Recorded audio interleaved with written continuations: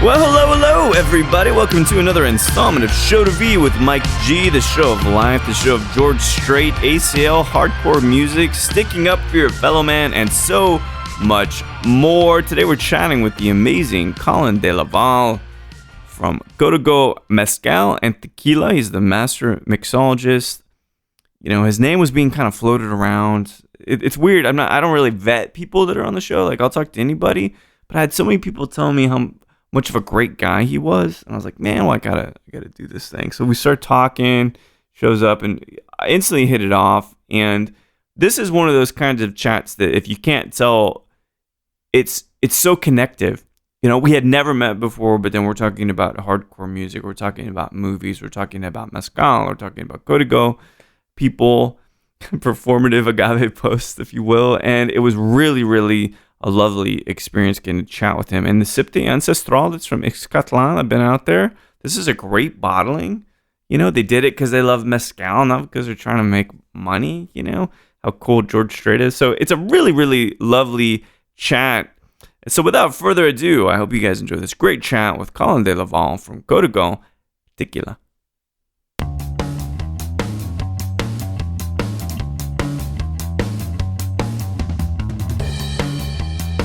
Yeah, it's one of those like that, right? It's one of those things where, like, we clapped for nurses and doctors, which I think was great. Yeah. But then we let service workers get evicted, and we're the backbone of the nation. I mean, nurses and doctors are incredible, but if you can't go get a drink, what are you doing? Civilization will crumble. 100%, and it almost did. Right in the middle of the whole thing, right? Like, you couldn't get booze out, you couldn't go spend time. It was the highest rate of divorces that the nation has ever seen. Yeah. Bars will open back up, everything chilled. So, like, clap for us too, man. It was so weird. There was one, and because I own a distillery, which is different, right? So it's a different level of scrutiny. But again, if you, as a service worker or bartender, whatever you want to call it, don't need product, Right. I got nothing to make. Right. So I'm sitting on my hands as well. But it's so weird, the kind of prejudice that came out after against Yep. service workers and saying that they're low skilled. Yep. You know, how does that make you feel when you know damn well they've got ample skills, much better socially than probably people that are making 50 times as much? I think about it in such a way that, people call the janitor unskilled. Oh, right. The backbone of the nation is the most skilled, underpaid workers that exist. Right. And the ones who are calling us unskilled generally sit and push numbers on an Excel sheet all day, and anyone can do that in their sleep. Yeah, as a number, everybody looks like an asshole. Sure. And actually, I hadn't thought I was going to talk about this. You know George Collin, of course. Yep, of course. I don't know if you're a fan of George Collin or not. Big fan. Huge fan, too. And there was this HBO documentary that just premiered on Friday.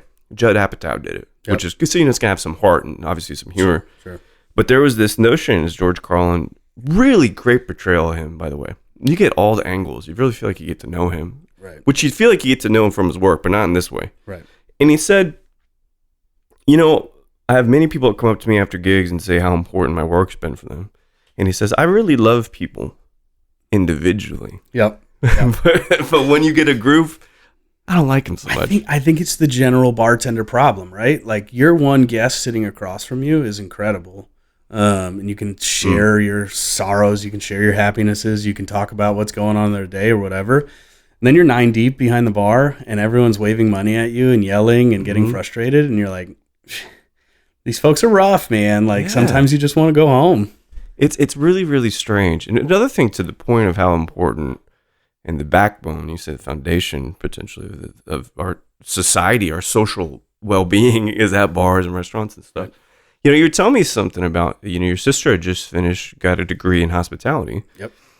Whereas we both know, whether you're a drummer that has to carry his kid up the stairs or you're a bar back that has to go run and get ice or whatever, that conventional education Right. is kind of worthless, right? It only gets you as far as you are willing to push it to get you. But I've told many people this over the years. I ran a bar in Houston called El Big Bad for some years. We had a bar back named Mancho, and Mancho took the day off because he was sick, and it was the worst day of service we've ever had. So, like, while I understood philosophically how to do what he does, I couldn't actually accomplish it. So I think that of the same way as higher education, right? Like, you understand it philosophically, you understand the theory, you have yet to do it. You can only learn by doing. That's it. How do you feel? Because being in the agave, and, you know, obviously I jump around a lot in these conversations, but there's always a common thread in it. A lot of people, let's say a mezcalero is making mezcal in a certain way. Let's say a tequilero is making it in a certain way. And you have a lot of people that never have done it. Right. Saying, well, that's not the right way to do that. Yeah. Do you experience that a lot? That are people like, that's not traditional? Yeah, I think, again, going back to the philosophical versus doing, I think a lot of bartenders who are very smart people have general ideas on how something should be because we're sold this idea that this one very specific way is the way, and if it's not done that way, it's not done right. As opposed to, like, when you're dealing with mezcaleros, or... Pardon. Yeah, I know what you mean. Yeah.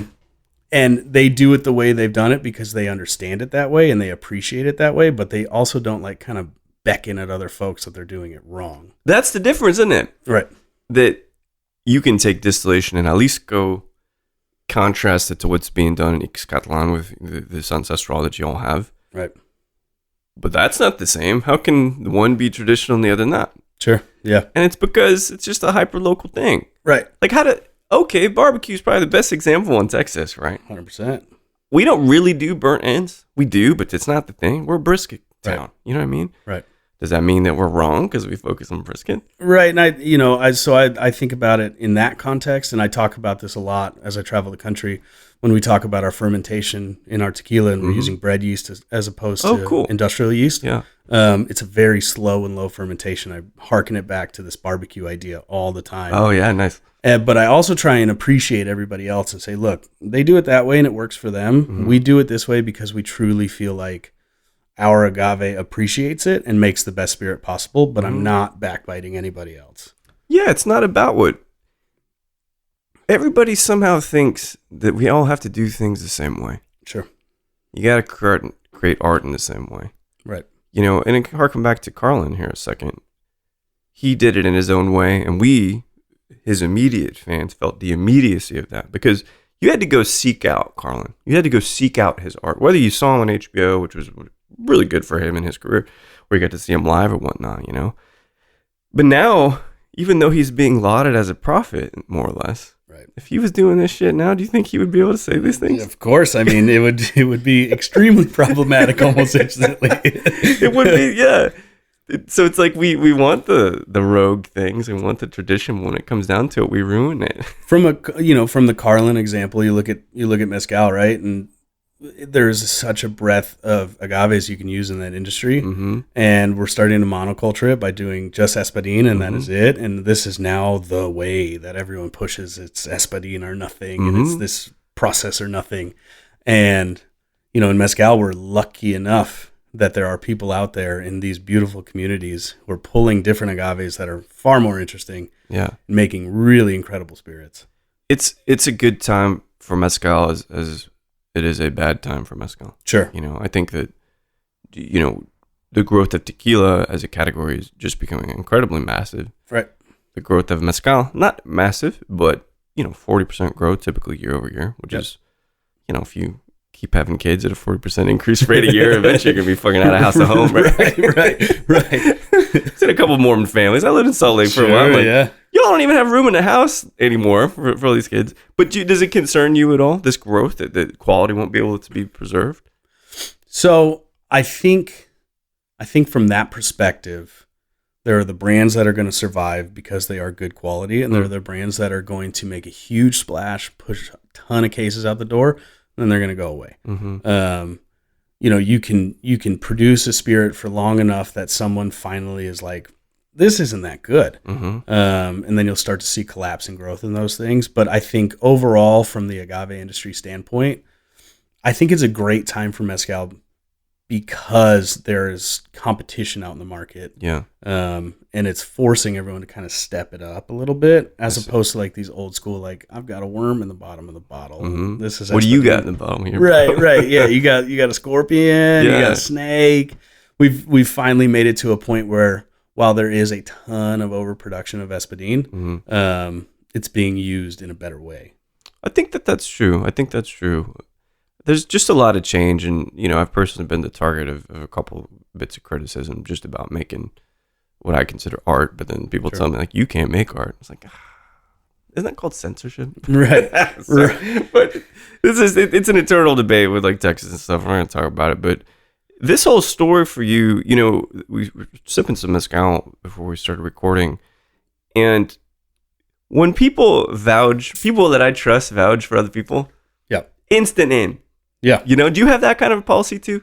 Yeah. If I know you and someone says, like, this guy is a good guy, this girl's a good girl, whoever, whatever, I'm in. Yeah. As I will respect anybody to the point where they start disrespecting. Which seldom else. happens when a good mate says this person's rad. Right. It's like, okay, they're almost always rad. And this industry, in very particular, is so tight that you can figure out who is a good dude, good girl, whatever. Yeah. And you can figure out who sucks pretty quickly.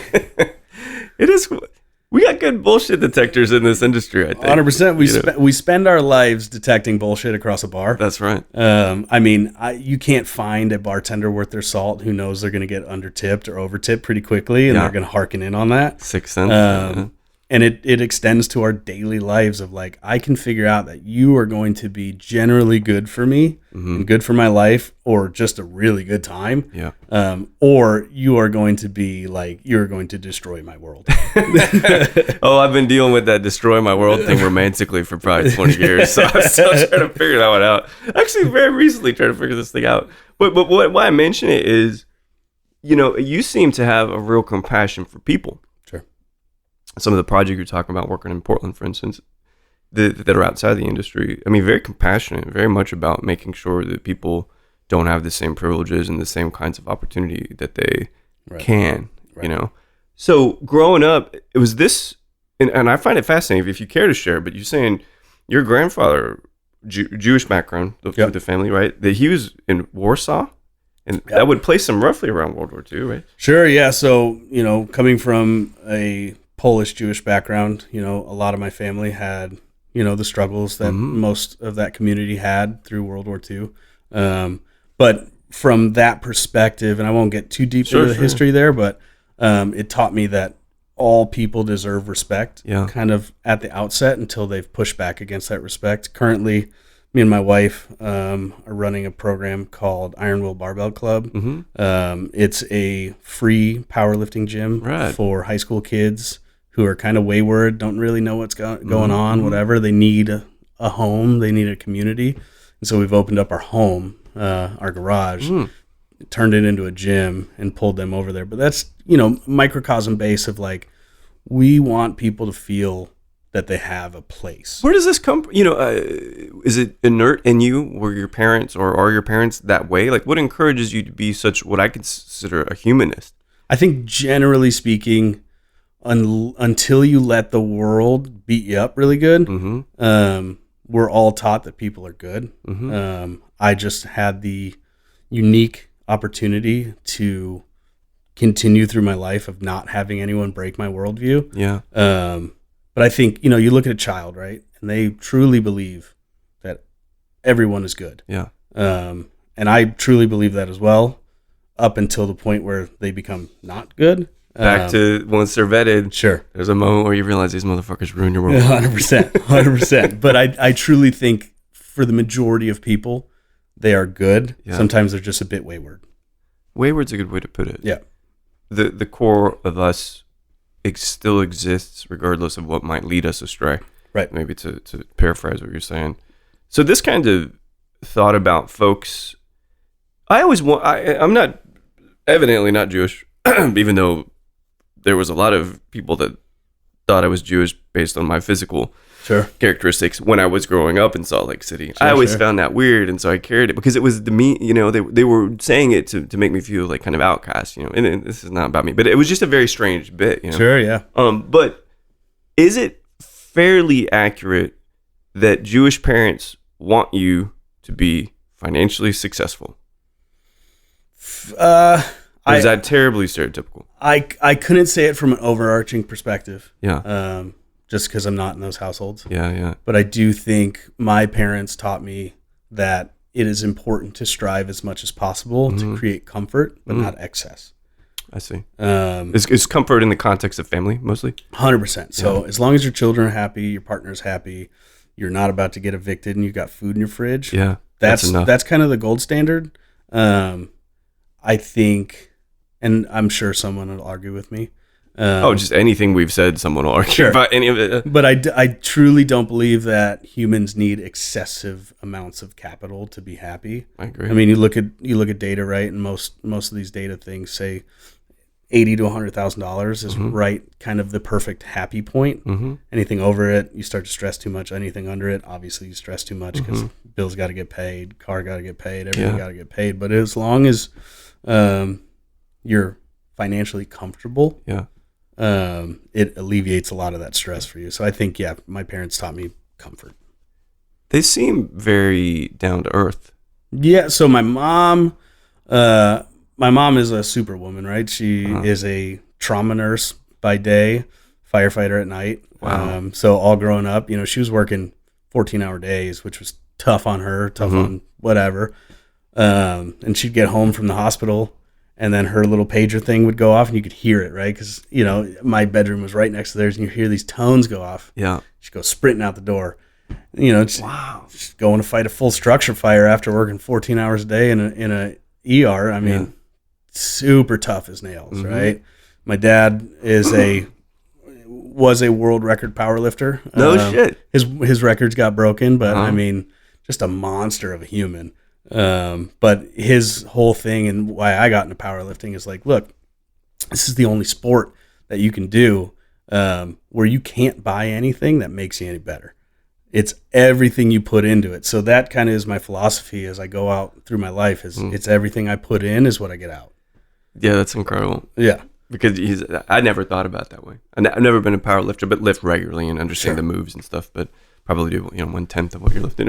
Well, and it's perspective wise for me, being one of the first employees at Codigo, this was truly the example of everything I put into this company is what I'm going to get back out of it. So I was selling the first 10 cases in Texas. Oh shit! I know. Building the market as slowly as possible, as healthily as possible, but now we're doing pretty serious numbers. But I have been able to watch it just as I watch my kids grow up. I've watched this company grow up as I've been in Texas with it. Someone was telling me yesterday, just a brilliant woman in this industry, and she used to work for a big company, but the whiskey of which she represented wasn't big. Sure. And she was telling me how much she put into the gig. Yep. And this notion that you get what you put into it, I believe that as well. Yeah. You're an asshole to everybody, guess what you're gonna get? It's gonna rain shit on you. That's how it goes, But also conversely, if you're nice, connective, those things are returned to you. And so she was telling me how underappreciated she felt and how much she had put into the role. Sure. But then she recently got a new role, and she said it's night and day. And all of that stuff that she put forward, even though in that moment she wasn't getting the reward or the recognition from that company. Right. Now she gets it. You know what I mean? So do you think about that too? That obviously when you're building a brand, can I say Codigo or Codigo is better? Codigo. Okay. Got it. Cool. So, which is funny because when you say it in that way, I think of Cardigo. So it's kind of like flip it, Codigo. But did you think that the work would? Do you consciously think, because you're building this brand, you say 10 cases right at a time? Do you just do what you can in a positive way and put out the good work and see what happens, or you don't ever expect that it's going to return anything, do you? No. So background there. I'd left the bar world and went to Southern. You were there like a year and a half, right? Yeah. and I was working a portfolio, which was a great portfolio. It was the premier team. But it was just so much. I mean, it was 100 and something brands, all with all the SKUs running through. So it was just so hard to focus on one good thing. I would pick like, oh, that's a really good thing in our portfolio. I want to sell that. And then be the next month, they're like, you got to sell something different. Like, let's do this. That's so strange too, right? Sure. How do you build anything that way? I understand it from their ideology, right? Which is like kind of saturate the market with everything as quickly as possible. It makes sense, right? At the end of the day, the spirits industry is an extremely competitive, high dollar industry. So I get it from their perspective, but I wanted something that looked back on what I had done previously and focus on one thing that I truly believed in and could get behind. These folks came and did a GSM, talked about their processes. The first thing I did, and I'm sure there's a fine person in Austin named Kara Baker who will remember this very quickly, that I ran up to the stage and was like, I have 35 questions if you give me a couple minutes. Like, I need to learn everything about this. So if I'm going to sell agave, I need to know. And, from that quick conversation, then working with a few of those folks again, they were like, hey, so... You seem to have your shit. You want to come believe in one brand? And I was like, yeah, I'm in, dude. What is it about agave? Because you mentioned it. We're looking at some of the bottles I have in the living room, and you're like, you don't really drink brown aged stuff. Not maybe to say you never did, but not your preference. But what is it about agave, whether it's mezcal or raicilla or tequila that you like? From a general outset, it fits the palate that I enjoy. You get these like really bright notes that you can pick through. Sometimes for me, like once you start barrel aging really heavily, it becomes kind of a one trick pony for me. But I also appreciate, at least, so back in the day, I appreciated how unindustrialized I felt like it was in my head. Oh, it's weird, right? And so when you sure. So like back in the day, I was like, this is like traditional. I was into it, right? Then I got down there and kind of broke the spell of that a little bit. But I started meeting people, talking to folks, and I was like, wow, like y'all are incredible people pushing this really beautiful spirit out that also fits my flavor profile. I'm stuck. Like, this is it for me. Like, agave spirits through and through, and then Sotol, which kind of falls outside of that range. But I just got stuck into it. There's nothing like it. Sure. The thing I make, an analogy I use is, we'll use a punk rock one, for instance, right? Now, I like Green Day. Don't get me wrong. Yep. And I remember growing up on 10,000 Hours, Happy Slap Hours, whatever the fuck it was, when they're still on Lookout. And then, of course, Dookie, which is a great record. I mean, it is. It's good bulletproof, No one yell at me for that. Even though we're old punks now, right? I think that doesn't count. But at some point, the songwriting has always been great. Billy Joe's great. But then they started integrating like auto-tune. Sure.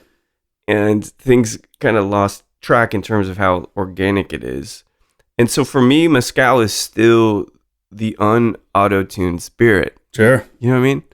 But I think, and to fall within that analogy again, right? Like, I look at when I was like 12, getting into punk rock. Yeah. I look at the Sex Pistols and I was like, this is traditional Those punk fuckers, rock. yeah. And then I looked further into it and I was like, this is the diffuser of punk rock. They were, isn't it weird when you kind of see, you go back and you're like, they were, from my understanding, it was a manufactured band. 100%, yeah. Like, it was created by, what is his name, Jimmy Savile or whatever. Oh, Sal? Yeah, that's what it is. That was a weird fucking story too. That's, that? Problematic. Oh my instantly, God. Terrible thing. And we're not even from England. Right. But you're right, and you kind of see it on a different. So, to further that, when you first visited a palenque of moderate output, did you start seeing that it was maybe not as snotty and as tattooed as you might have thought? 100%. It was the what's the best way to put it? I guess to stay again on this analogy, it was the Depeche Mode to my Joy Division. Right? I was like, this is like old school, like in the dirt, like right? Walking These around, motherfuckers are gonna die any minute. right. And then I was like, oh, cool. Like, this is pretty normal. Yeah. Like, I feel like I'm walking through my neighborhood in Houston and like everything's cool. That's right. But then, you can get into it, especially like with our Ancestral. Which we'll talk about in a second. You got it. Ixcatlan, that's the real deal. Right. So like that was like that was my imagery in my head, is like, I found this place now. Like, Yeah. and we found this beautiful thing, and now we've bottled it up. And like, that is my, like, you know, I love our artisanal, and I think it's great, and it works really, really well with cocktails. But like, when I think about it from a nerdy perspective, like, this is my one. There's this kind of like, I don't know if Peter Pan is the right way to call it, but people romanticize the ruggedness of mezcal. Why do you think? Because I think it's rooted in some not so good things, but why do you think there is just this magic and this kind of?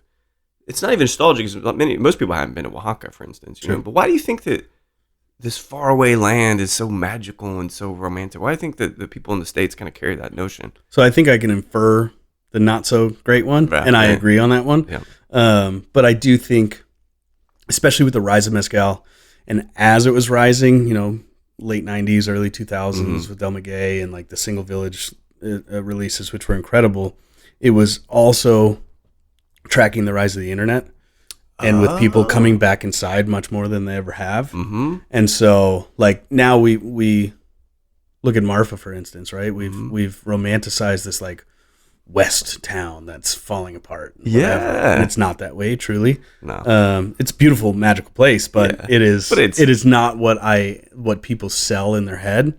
But I think for mezcal, the reason why people have romanticized this like very traditional, rugged thing is because they spend a lot of their time digging through TikTok and Instagram and Facebook and whatever, and being sold these ideas without ever having to participate in them. And so it's the Marlboro Man effect, right? Yeah. It's rugged and it's cool and it's sexy and it's whatever. He never dies early. Right. But at the end of the day, it's just like a box of cigarettes made by a billionaire company. Man, that's a perfect way to put it. You know how full circle that comes? Sure. When us talking about people that don't do, they critique. 100%. It's very interesting. So, you know, you probably had some choices getting out of Southern or as to where you might want it to work. Had a few, yeah. You were courted, though. Is that fair to say? I would say that's decently fair. What was it about Codigo that was particularly compelling to you? Because you'd already, you know, you'd work in San Francisco, you'd work in Portland, Chicago, Houston, some bars that we know. Yep. You probably saw a lot of bullshit. Yeah. So, you know, working at my last establishment before I moved over, and working with Steve Sharma, learning about agave spirits, and he was the first one to ever put Raicilla and Bacanora in my face and be like, "We're gonna appreciate this." You know, he truly instilled in me, like, it is very important as you go out into your career that you sell what is good and what does good, as opposed to what brings in as much money as humanly possible. So check in on everything about the brand. So quality is a huge element, right? Right. It was one of those things where, and I was lucky enough that they were kind enough to answer all my questions. Yeah. Because now here I am 5.5 years later. Well, and we're drinking mezcal. Sure. It was a line extension, which we'll talk about. Sure. But it was one of those ones where what was out there at the time didn't fit my philosophical bill of spirits, and Codigo did. It was doing it right, it was doing it well, and it cared about the land, so I was into it. You know, one thing that I knew that I never was probably going to be is a father. Sure. Now, I may slip one out, you know, men are, I'm 42, I can keep, we'll see what happens. Right. But how does that serve for your lens of what you do for a career? Does it mean that you have to have more, because you got 3 children, that you have to have the proper time for them? Is it money? What kinds of things do you have to balance as wanting to be a good father and have the family taken care of, but also work in the booze industry? Sure. So I'm decently careful to keep work-life balance pretty strong. Yeah. Working the job I do and traveling the country as much as I do. Often I miss things. But, you know, and I talk to my kids about it a lot, that, you know, I'm truly building a brand that means something and that takes care of its entire process. And what's important is having a backbone in everything you do, right? So when you jump into a brand, you want that brand to have a backbone, just the same as when you're raising a child, you want them to grow up with a backbone to say, this is right and this isn't. Yeah. And I feel like Codigo hit that for me. That's interesting. So how long did it take before you knew it was the right match for you? So they did. So there's a few perspectives there, right? So they did the GSM. George Strait was there, which I'm sure we can jump on here shortly. Yeah. And it was right around the time where celebrity endorsed brands were becoming a thing. So I had different particular worries about that. And so one of my first questions was, is this a backing, or is this a person who truly cares? Yeah. And in my 5.5 years of experience, he is not just a backer who's hanging out, collecting a check, right? I mean, in March, we were down doing our national sales meeting, and George was there hanging out with his notebook, nice, paying attention to everything. You know, it was a celebrity adjacent brand, someone who was truly interested because he liked the brand, not because he wanted to make some cash. So, and I forget where I was going with that. So did it take you a while until you knew it was the right match for you? Yeah. So, they gave me the opportunity to ask a bunch of questions. I sent a ton of follow-up emails asking a bunch more questions. It landed where it fits the bill for me. So it was a pretty quick turn for me. So you knew it felt like a good match. If you're going to be open and honest and answer all my questions, you're probably doing it right. Yeah. And then I got in, went down to the distillery, and I was like, all right, like there's the last question. Are they doing it truly right or not? I got down there. I'll be the judge of that. Yeah, right. Here I am. What was I? A 26-year-old spirit nerd. Yeah. And I was like, here I am. We're the worst at 26, man. Oh, Jesus. Oh, man. And I think back to, like, I was bad at 26, right? But, like, 19-year-old bartender me, it was the worst. It was like 2008, 2009. It was like the craft cocktail explosion. I was like, how many ascots can one man own? Oh, man. And be an asshole about it, right? Right. Which is a different deal. So, one of the reasons that I started the podcast, and it was great, we were talking about the episode that I did with Tyler, who's a good mate now, and that was a great experience for us to get to know each other, you know. And one of the things is that when people pass Tomas Estas, I spent plenty of time with doing interviews with him, and so that you can listen to that, and that's exactly what it was like to hang out with Tomas. Right. There's a guy named Benjamin Carlotto who had quite a big impact in LA and Australia, and interviewed him, and so these things kind of serve as like reference material for what it's like to hang out with this person, right? So I never hung out with George Strait. Yeah. Tell me what that's like. Man, so I'm not from Texas, right? So I had no strong context about here. Like his real impact, right? Yeah, I'm a kid from Chicago. So I know, like, I know all the Chicago stuff. But I got down here, I had known about George Strait, but I didn't have the true, like, Texas experience. Yep.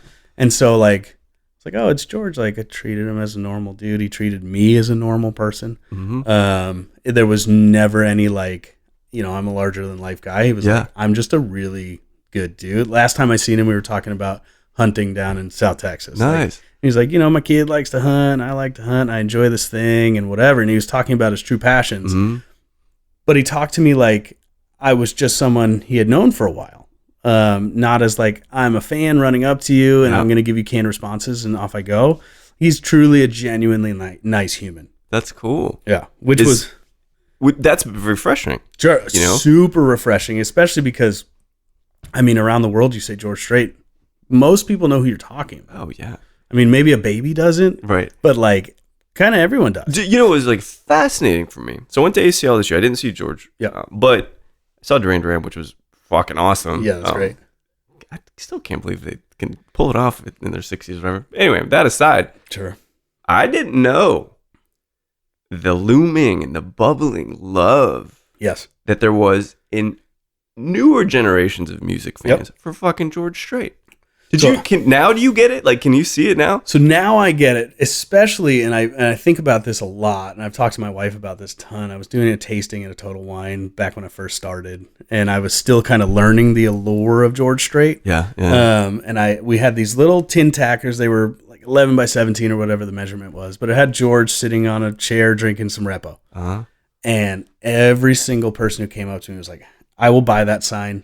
No matter what it costs, I need it. Oh, man. And I was like, man, like, I don't understand this. But this was like, I tasted through an entire bottle. And you mind you, they're 1/4 ounce pours or whatever it is, whatever total allows. So So you break that down mathematically, and it was hundreds of people being like, I need this sign. And I was like, bro, it's a tin sign. You get pictures online, you can probably print it out. But, you know, it's that true draw of George is like, more so than kind of anybody else, right? You got Kenny Chesney, who's got Blue Chair Bay or whatever. And it's cool, and Kenny is cool and whatever, but like George, man, like... It's a different deal, different animal. Whatever he touches turns to gold. Y'all got to drink some tequila together? Ooh, certainly.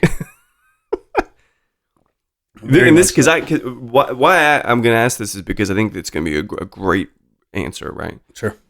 He seems like he'd be fucking real cool when he's drunk. George is kind of baseline cool all the time. Yeah. It just gets a little cooler as time goes on. Man, did he ever share that are appropriate to share? Did he give you any of his like old timer country stories? So I don't know what it is, but I try and not talk about his career at all. With him, you mean? Yeah. So I am just kind of like, what are you into right now? Yeah, totally. Like, I just want to learn about you now. Yeah. While his career is fascinating to me, I'm sure being George, he's talked about his career so much that like he doesn't want some like 30-year-old kid asking him like his old cool stories. He just wants to talk about like hanging out and hunting and having a good time and like he's gonna go golf, like, and I'm like, that's rad, dude. No, I think that's great, man. And I'm that same way. You know, one of the things that I've learned in the past 7 years since I've done this is we are the ones that bestow the term celebrity on others. Sure. We're the ones that create some kind of dynamic of that person's greater or less than. Right. And that obviously gave way to celebrity culture and stuff. Sure. But I can't remember who it was. It was some actor. And now I don't give a shit. I might have cared in my mid-20s and stuff. Like I remember I saw Jimmy Eat World in Los Angeles play Clarity 10th anniversary or whatever. Awesome. And my drummer of the band I was at the time knew the sound guy, so we hung out with Jimmy Eat World all night. And I think about that because I was such a fucking nerd about it. Right. I didn't know how to engage in the same way. Right. But then I was like next to some actor and we're just talking about life and then everything got better. When you remove that dynamic of like, oh dude, but you did this and you did this. You can just hang. Right. And drink. Yeah, and to be fair, my brain doesn't work that great all the time. So like I don't remember most of the stories I want to ask people about. Because I've met some incredible people working for Codigo, you know. Yeah. Their reach is far. Oh yeah. And you meet some amazing people. But like I get up to them and I'm like, I was going to ask you about that thing, but it's completely escaped my head. So like, I'm going to ask you how your last 2 days was. Yeah. What's a topic you like to talk about? Just that general topic that, I think, I like to learn a lot about people. So I'm more of a question guy than like, I don't normally jump out at a topic. I am like a powerlifting nerd. So I talk about weightlifting a lot. Nice. Which is horrifically boring, I'm sure, to most people. I like it. I like that. Yeah, it's 3 lifts that you're just like pushing your body really hard. Is it just deadlift, squat, and bench press? Yeah, bench. That's it. Yeah. Oh, okay, I didn't know that. It's 3 lifts. That's kind of it. It's a one trick pony, but like, there is something so difficult about like putting up a monster bench. Like I was just with a friend last night, named Sally Perry, who's I think one of 9th strongest women in the world. Holy shit! If I'm sure somewhere correctly. top. Yeah, she's incredibly strong, and she benches more than me. So like I find it all fascinating. Is like you can push your body as far as you can push it. You know, I'm getting old and I got kids and whatever. So like I'm not as hard as I used to be about it. But there are some incredible folks out there who just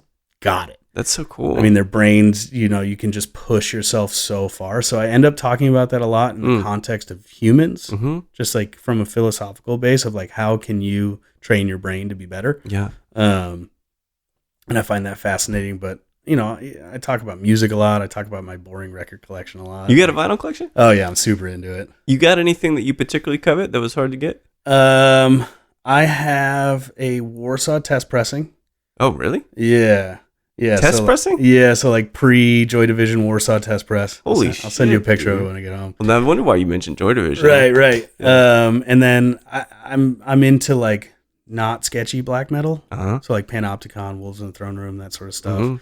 But black metal, for whatever reason, is extremely hard to buy at retail. Yeah. I mean, Panopticon records are going for hundreds and hundreds of dollars. Shit. So I've got their new album, and I picked it up at retail, and I like tell people about it, and everyone's like, "Who cares?" And I'm like, "No, you don't understand. Like, this was very difficult for me.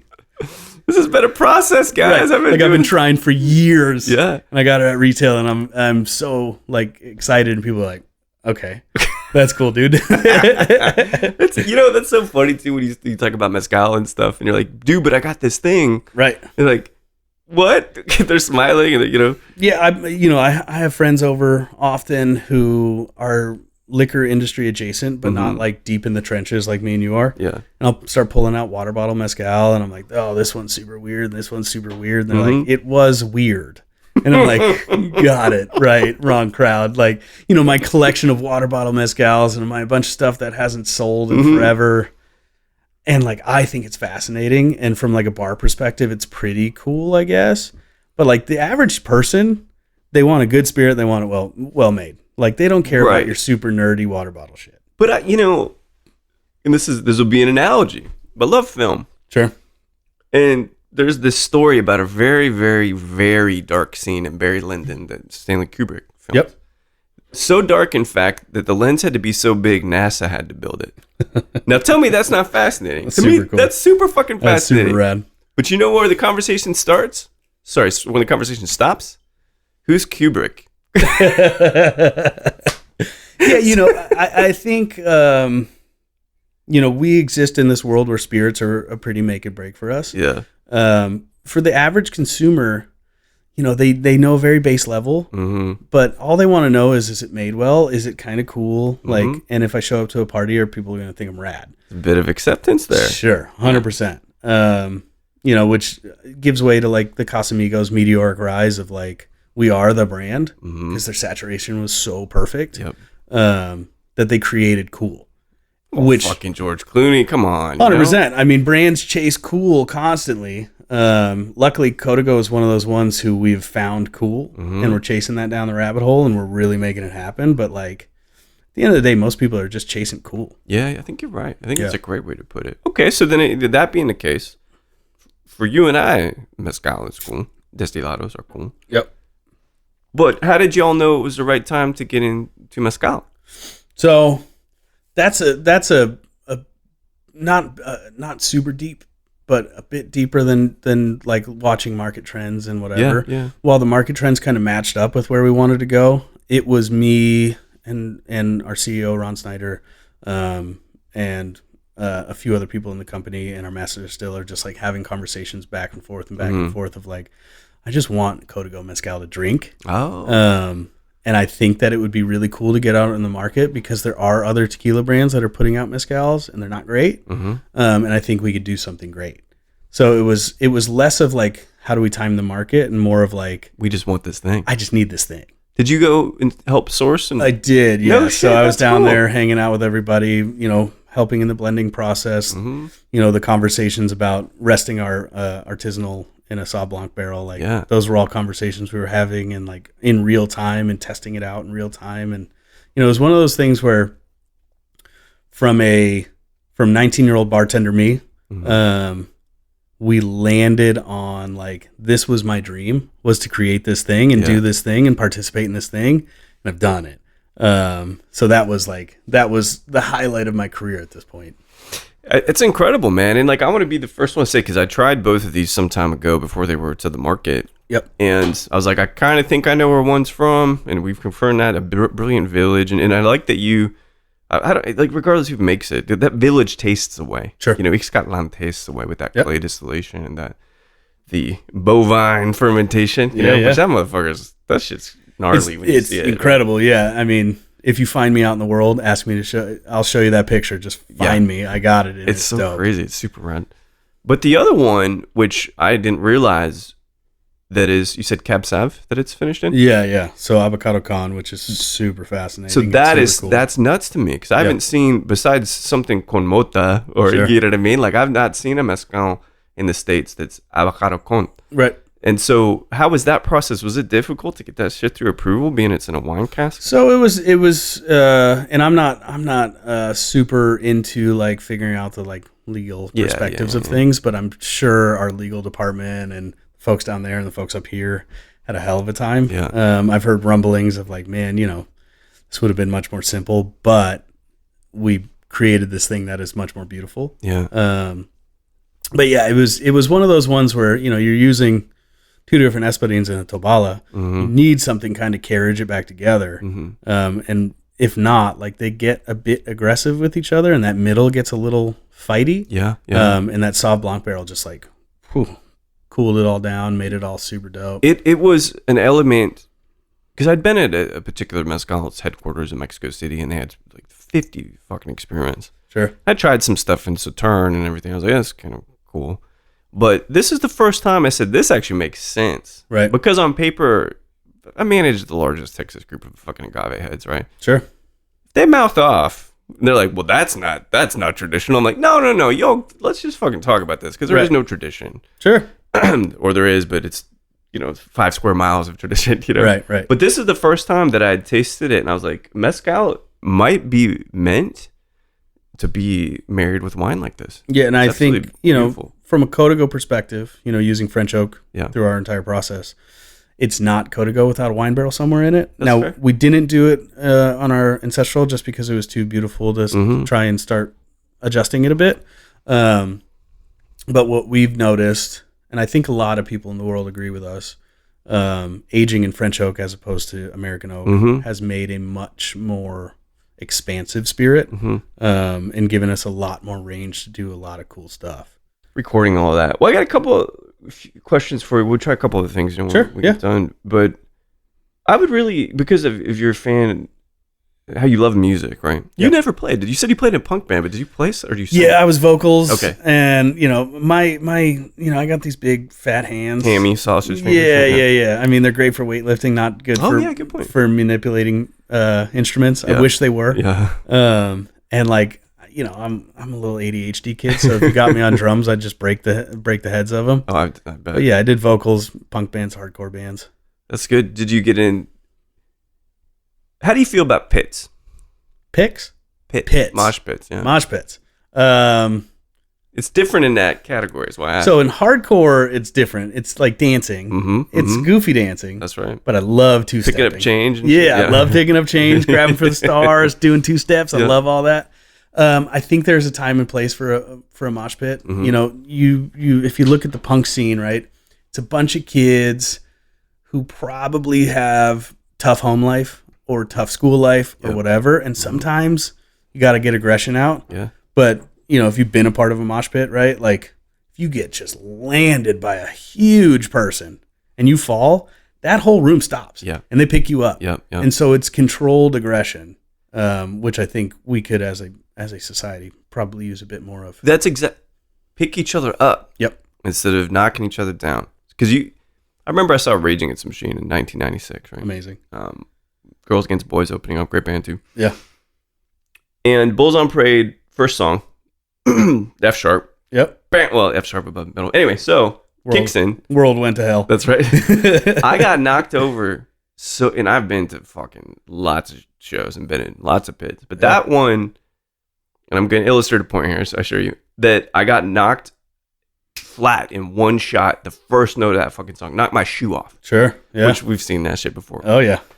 And no one picked me up. Oof. But Bad Religion. Yep. We're dancing in circles together. Yep. Someone fell. Whole thing stopped. Pick them up. Yep.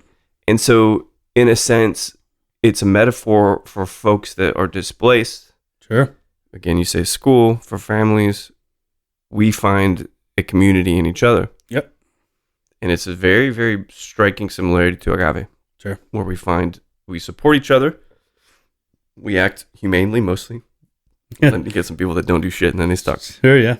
But gives me hope. Yeah. Mezcal gives me hope. Yeah, I mean, I think a lot of the quotes about mezcal, about it being the lifeblood of communities, is true. Mm-hmm. To go back to your previous point about picking each other up, and this is not an agave industry focused comment, but mental health in the service industry is something that needs to be addressed. Oh, yeah. We work long hours, sometimes for not a lot of pay, and people have a really tough time. And I think it's extremely important as you're participating in the service industry as a brand, as an ambassador, as a bartender, as a cook, whatever it is.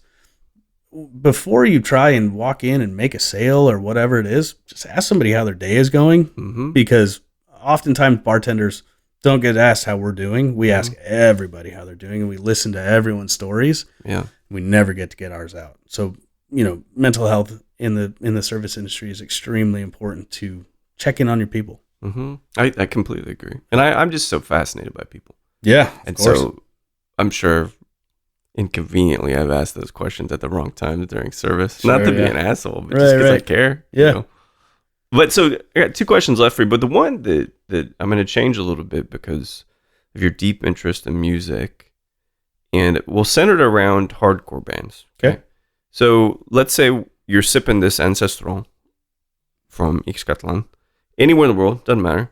But you could have this mezcal with any hardcore band member, alive or deceased. Who would you love to just sit, hang, and as you probably do, ask a ton of questions? Man, the tough part about that question is I love straight edge hardcore. I did, yeah, I got you. I love straight edge hardcore. Yeah. So like, while I would want to sit down with the dudes from Earth Crisis, sip this, talk about the land, talk about how they're treating the land. Yep. I also don't want to get beat up by those dudes. But I think like Scott Vogel from Terror. Well, now Terror kind of is like kind of memey of itself. It's gotten this like meme thing. Yep. I think Scott Vogel would be an interesting dude to sit down, talk about life, talk about the community, talk about hardcore, talk about mental health, talk about all those things over a bottle of mezcal. I think it would be fascinating. It's weird how much similarity the two things have. Yep. Community, genre, sure, local, regions. Yeah. I think that's an amazing way to look at it. And, I grew up partially in Salt Lake City. Sure. And as a straight edge kid, and I was at those Earth Crisis Integrity shows. Yep. There was more violence at those fucking shows than I've... What else you gonna do when you're not getting laid and you can't drink a beer, right? Like those kids are chaotic. They're fucking chaotic. I got Stay True tattooed on my feet. So nice. I've got straight edge tattoos on me. I was a straight edge kid for a long time. I was also going to shows. I was a really violent kid. Yeah. So I don't know why, you're instantly straight edge and you instantly want to fight everyone. It's like, give me the straight edge hat. And you put it on and cock, just fucking throwing punches. Yeah. I mean, we could all do with a little bit more 108 than integrity. Oh, yeah. So like we should go with that range. I like that. So last question for you is, you're actually heading back to Houston. What kind of travels you have lined up here for the brand coming up? So I will be in San Diego shortly, and then I will be at Bar Convent Brooklyn. Oh, nice. And that's kind of my travel for right now. I've got a bunch of stuff that I need to book, but I haven't gotten around to yet. Yeah. But I'm really psyched to go see a bunch of friends at Bar Convent. It's going to be good, man. Yeah, kind of coming out. It was one of those ones where it started, it was really strong, and then COVID hit. Yeah. Oh, yeah. And I was really worried that it wasn't going to come back. Like I'm worried that San Antonio Cocktail Conference won't come back. Yeah. But BCB is always an incredible time. I wish you well, man. I think that the travels will be good, and everybody's in good spirits when you got agave. Yeah. I think, you raise a glass of good agave, you're going to have a good night. Yeah. I choose Codigo, and I hope y'all folks do too. Yeah, it's good, man. I like the mezcal a lot, and the tequila is good too. I'm not a tequila guy, professed, but sure. I'll drink that shit. Yeah, all day, man. All day. That's good. Colin, thanks so much for chatting, mate. Talk to you. Yeah, salud. Salud. Well, there we have it. Collin De Laval from Codigo Mezcal and Tequila. A really amazing chat, and I'm gonna kind of reflect on this for a second because I sound a little congested in this recording, and I was just recovering from COVID, which that'll make you think about life and priorities when you're kind of bedridden for a couple of days with the fever and stuff. All is well now, but I had a recent conversation with a close friend of mine, and she was telling me about how she listens to these kind of conversations and how connected they are, how deep they are, how transparent they are, and it helps me reflect on my life too. These chats, stuff like this with Collin, talking about tequila, talking about mezcal, talking about the world, talking about how we grew up. This is really, really important. It's important to me personally, of course, because there's a mental health piece of this too that keeps me healthy psychologically and stuff, psychiatrically, whatever you want to say. But there's something to this that I think some of us are missing. These conversations that are truthful, that are earnest, that are very, very transparent. And I have them a lot. And my community friends, I couldn't be more grateful for the people that are in my life. But if you're ever really seeking a conversation, you feel like things are a touch polarized, it's either you're 100% for this or 100% against this. These kind of conversations, they really, really feel enlightening. They feel very healthy and they feel very healing. So, if you all are out there and we're in the same town and you want to have a mezcal and you want to have a whiskey, like, let's have these conversations, because honestly, it's kept me very, very healthy and it's kept me very, very optimistic. And I didn't even set out to do that. I didn't think that that was going to be something that happened with these shows. So, Collin, thanks so much for chatting with me. I can't wait to visit you in Houston. We'll get a little more tipsy on mezcal and see how things go. I don't think it'll end up in violent moshing. I think we'll pick each other up, I suspect. So, thanks everybody for listening to Show to V with Mike G. No matter how many times you've watched How I Met Your Mother and you're watching it again, or you're thinking this Black Phone movie with Ethan Hawke looks pretty good, please keep dancing.